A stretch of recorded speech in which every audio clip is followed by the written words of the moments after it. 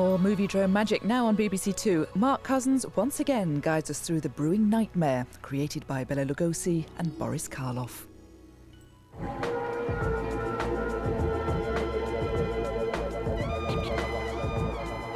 When you're a kid and you watch a Bela Lugosi movie, he scares the wits out of you. When you get older and you look again at the pictures, especially the ones after about 1940, you laugh at how starchy they are, how cliché the plots, how hammy the acting. Now, 40 years after his death, since the Lugosi biographies and Tim Burton's film Ed Wood, watching these old movies can make you feel other things too. Lugosi was born in Hungary in 1882. For 17 years, he was a leading actor in Budapest. He became a leftist at the age of 18, and after the defeat of communism in his native country, he left for Germany, then in 1921 for America. Between 1931 and 1939, he made some splendidly atmospheric gothic horror movies, speaking slowly, arching his sinister eyebrows, living alone, harbouring grudges about the world.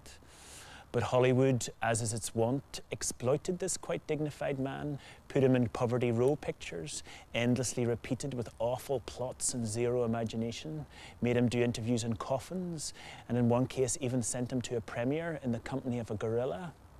There's no doubt that Lugosi gave up fighting the kitsch machine, that he played along with it because he needed the money to pay his alimony and latterly feed his morphine addiction.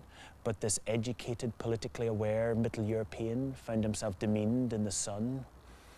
So if you're like me, when you watch a film like The Bodysnatcher, which is coming up, which is Lugosi past his best, you'll find his few scenes as Joseph the servant quite touching.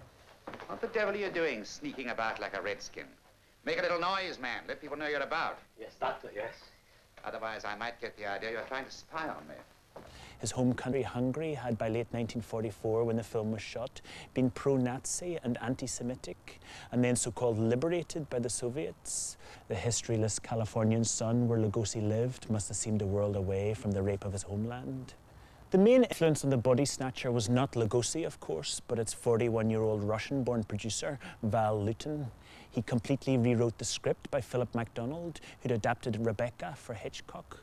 The inspiration was Robert Louis Stevenson's short story about Dr. Knox and his Bodysnatcher.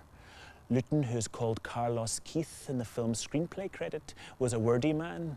He'd written 18 books, including novels, poetry and pornography, and this is the most talkative and philosophical of the great cycle of horror pictures produced by him at RKO. The film treats the clash between good and evil in Gothic style.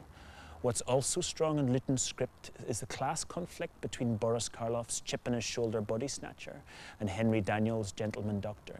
Look at yourself. Could you be a doctor, a healing man with the things those eyes have seen?